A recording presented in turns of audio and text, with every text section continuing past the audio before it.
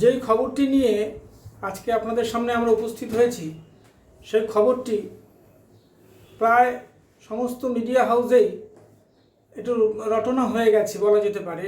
সেটা হচ্ছে যে ভারতীয় জনতা পার্টি নাকি বেশ কিছু ইউটিউবারকে তারা টাকা খরচা করছে যে এমন কিছু খবর, বিভাজনমূলক খবর নাকি তারা বাজারে ছাড়বে, এরকমই তাদের সঙ্গে নাকি অ্যাসাইনমেন্ট হয়েছে। এখন খবরটির সত্য মিথ্যা আমরা যাচাই করিনি, কিন্তু বাজারে এটি বেশ কিছু মিডিয়াতে দেখানো হচ্ছে, সোশ্যাল নেটওয়ার্কেও অনেক জায়গায় দেখানো হচ্ছে, সোশ্যাল ইয়েতে, যে বেশ কিছু ইউটিউবার নাকি টাকা পেয়েছে, বেশ ভারী অর্থ তারা পেয়েছে বিজেপির কাছ থেকে। তারা নাকি বিভাজনমূলক খবর, অর্থাৎ যেগুলো হিন্দু মুসলমানের বিভেদ করতে পারে, এরকম কিছু কুৎসা, এরকম কিছু বিস্প্রয়োগের মতো খবর নাকি তারা বাজারে ছাড়তে চলেছে। 2026-এর ভোট বিজেপির পক্ষে যে সহজ হবে না সেটা বিজেপি বুঝতে পেরে গেছে। কারণ তৃণমূলের মতো প্রতিপক্ষকে হারাতে গেলে যে সাংগঠনিক শক্তির দরকার সেটা বিজেপির কাছে নেই। এমনকি নেতাদের মধ্যেও খুব বেশি কোঅর্ডিনেশন নেই। এক এক নেতা এক একভাবে তারা কাজ করছে, গোটা টিম হয়ে তারা কাজ করতে পারছে না। অপরদিকে মমতা বন্দ্যোপাধ্যায়ের নেতৃত্বে একবার ইউনাইটেডলি লড়ছে তৃণমূল কংগ্রেস, এবং অভিষেক বন্দ্যোপাধ্যায়েরও একটা অত্যন্ত সহযোগিতা আছে এই দলের প্রতি। কিন্তু সবচেয়ে বড় কথা হলো যে ইউটিউবার যারা টাকা পেয়েছেন বলে দাবি করছে অনেকে খবর সূত্রে, যদি সত্যি হয়ে থাকে তাহলে কিন্তু এটা খুব চিন্তার ব্যাপার। কারণ কি? কারণ হচ্ছে যে কোনো ইউটিউবার বা যে কোনো নিউজ পোর্টাল তারা সঠিক খবর দেবে, এটাই হচ্ছে কাম্য।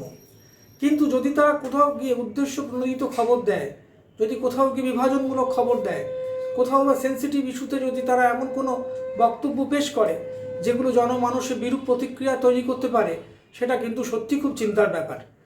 কারণ আমরাও একটা নিউজ পোর্টাল করছি, আমরা চেষ্টা করছি যতটা সম্ভব নিউজগুলোকে যাচাই করার। যেগুলো যাচাই করিনি আমরা বলি এই জন্যে যে আমরা যাচাই করিনি, আমরা জানি না এটা সত্যতা নিয়ে, আমরা স্পষ্টই বলি সেটা।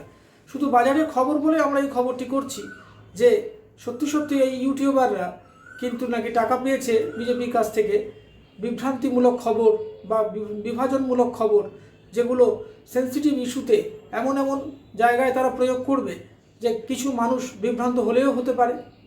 তাই জন্য পুলিশ প্রশাসনকেও সতর্ক থাকতে হবে, সরকারকেও সতর্ক থাকতে হবে, কোনো যাতে এমনকি মানুষকেও অত্যন্ত সচেতন থাকতে হবে, তারাও যেন কোনো বিভাজনমূলক কোনো ট্র্যাপে পা না দেয়, এটাও কিন্তু তাদের দেখার দায়িত্ব আছে।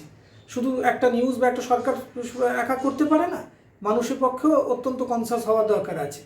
কারণ বাজারে যে খবরটি অত্যন্ত ভাইরাল হতে হয়েছে সেটি হচ্ছে বেশ কিছু ইউটিউবার, তাদের নেতৃত্বে আবার কিছু ছোট ইউটিউবার আছে যারা নাকি এই বিভ্রান্তিমূলক খবর, এই উস্কানিমূলক খবর, এই বিভাজনমূলক খবরগুলোকে তারা পুরোপুরি ছড়িয়ে দেবে মানুষের মধ্যে।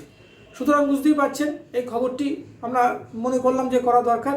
কারণ আপনারা সচেতন হন, কারণ যে কোনো খবর আপনারা আগে নিজেরাই যাচাই করুন কতটা সত্য কতটা মিথ্যা, তারপরে আপনারা সেটা নিয়ে রিয়াক্ট করবেন। আর কোনোভাবে সাম্প্রদায়িক সম্প্রীতি যাতে নষ্ট না হয় সেই চেষ্টা আমাদের সকলকে করতে হবে। কারণ পশ্চিমবঙ্গের অত্যন্ত গুডউইল আছে একটা, যে সেখানে সমস্ত সম্প্রদায়ের মানুষ একসাথে সমস্ত ধর্মীয় অনুষ্ঠান পালন করে, তাদের কোনো মধ্যে কোনো ভেদাভেদ নেই, একসঙ্গে হাতে হাত দিয়ে কাজ করে। সেই ঐতিহ্য যাতে আমরা রাখতে পারি সেইভাবেই আমাদের সচেষ্ট হতে হবে। সরকারকেও সচেতন থাকতে হবে, সতর্ক থাকতে হবে, পুলিশকেও, যাতে এরকম ধরনের কোনো বিভ্রান্তিমূলক খবর প্রচারিত না হতে পারে। নমস্কার, আপনারা ভিডিওটি দেখুন, কেমন আপনাদের লাগলো আপনারা জানাবেন। নমস্কার।